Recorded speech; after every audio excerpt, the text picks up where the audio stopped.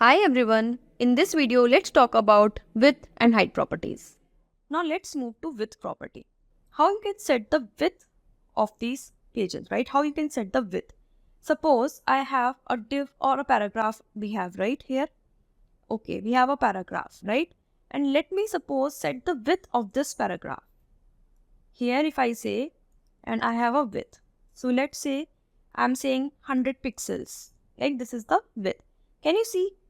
Previously, this paragraph was taking the entire width of the page, right? Because it is also a block level element. Now it is taking only 100 pixels. If I increase it to 200 pixels, it will increase. Let me make it 500 pixels. So it will increase to 500 pixels. So this is increasing the width of these paragraphs. So it has set the width to 500 pixels. So we use this width property to specify the width of this area, of the content inside it, right? It specifies the width of the content. Can we set width property on header tag? Let's set. If I set again this to be 400 pixels. Yes, so it has reduced, right? So it is taking the content width should be 100, like 400 pixels. So you can set it up here. But what about span property? Can we set here? If I say this to be 300 pixels, no effect. Can I make it 800 pixels? No effect. Any reason why? Yes, because span is an inline element, right? And when it is an inline element, it only takes the space of the content. Like we have this content inline element. Only the space of the content is taken by the span element. But these block level elements, right? These header, h1 tags, paragraphs, they take the entire width of the page, right? Entire width of the screen, of the device you are using.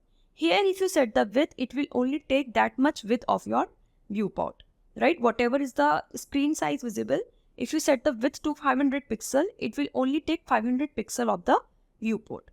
Understood? So you cannot set width and height property on span. It will not have any effect. Okay. Let's check about height also. If I say height and let's make it 200 pixels. Okay. So it has increased the height, right? So it will also increase the height. And you can also check height for the paragraphs also. Same way, right? So it will increase the height. So we have not added border on paragraphs. So it is not clearly visible. Let me add it, right? We can add border on paragraphs also to just see the difference, right? It has increased the height. See, now the below one content is overflowing because we have set the height to be how much? 200 pixels, and our content is more than that, right? For such type of things, we have some other properties which we will explore later, like how we can, make overflow, how you can put a scroll bar, or how you can, instead of accordingly, then you will set the width more. Means like instead of putting it 200 pixel, maybe you can put it more so that it takes the entire content, right? And suppose for this paragraph, you don't want this much height, but for this paragraph, you want more height. So what is a different way of doing it? Instead of using element selector, what we can do? We can put ID or class. So let me say I add a class and I can say this is second paragraph, right? And let me add a class here, which is first paragraph. And now can we add the classes?